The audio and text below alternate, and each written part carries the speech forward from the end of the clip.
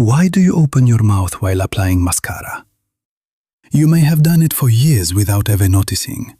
You lean toward the mirror, lift the brush, widen your eyes, and suddenly your jaw drops open too. The strange part is that opening your mouth does not actually make your eyelashes easier to reach.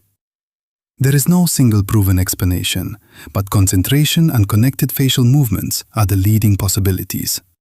Your face may be trying to keep unusually still, while your hand works dangerously close to your eye.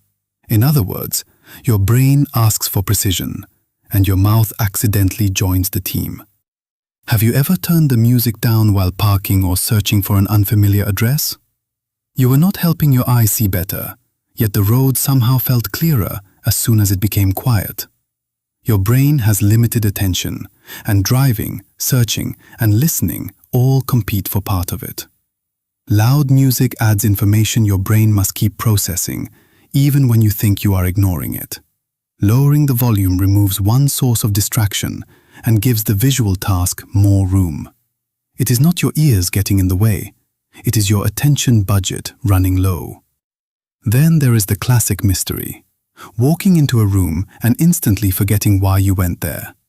You knew exactly what you needed until you crossed the doorway, and then the thought disappeared.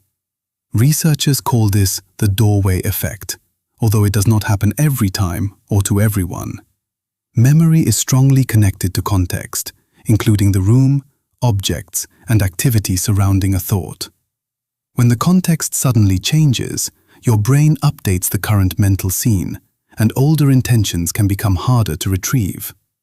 The doorway did not erase your memory. It simply moved the reminder farther from the front of your mind. Why do so many people start pacing the moment they answer an important phone call? Even when there is a chair nearby, their legs decide the conversation should become a journey. Movement can raise alertness and release some of the physical tension created by thinking or speaking. Walking also gives restless energy a simple, repetitive job, while the verbal part of the brain stays busy. That steady rhythm may make it easier to organize thoughts, especially during emotional or complicated conversations. You are not walking toward anything. Your body is helping your mind keep moving. Some people stick out their tongue when drawing, threading a needle, playing a game, or concentrating intensely. It appears most clearly when the task requires careful timing between the eyes and hands. This is sometimes described as motor overflow, when effort in one movement system leaks into another movement. The brain areas controlling the tongue, hands, and communication work in surprisingly close coordination. Children show this behavior more obviously, but many adults never completely lose it.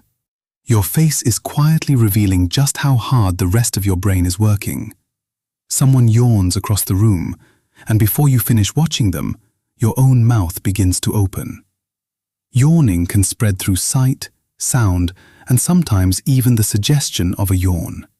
Scientists call this contagious yawning, a form of automatic behavioral mimicry found in humans and some other social animals.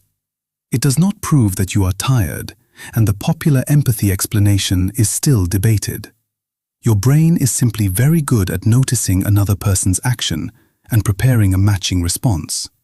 And yes, merely talking about yawning may have already made this section work on you.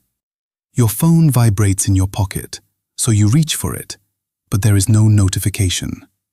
You check again because the sensation felt completely real, even though the phone never moved. This is known as phantom vibration syndrome, and frequent phone users report it surprisingly often.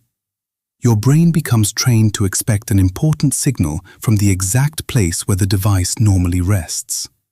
A fold in clothing or a tiny muscle twitch can then be misread as the familiar vibration. The phone did nothing. Your nervous system completed a pattern it had learned too well. Watch someone write a tiny detail, apply eyeliner, or guide a key into a stubborn lock. Just before the most precise movement, they may briefly stop breathing without realizing it.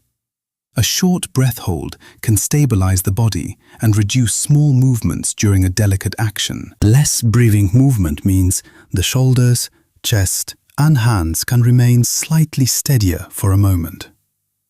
People do something similar when taking a photograph, aiming, or waiting for a difficult result.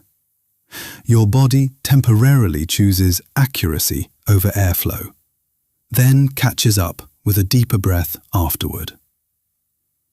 One foot escapes from under the blanket even when the rest of your body wants to stay covered.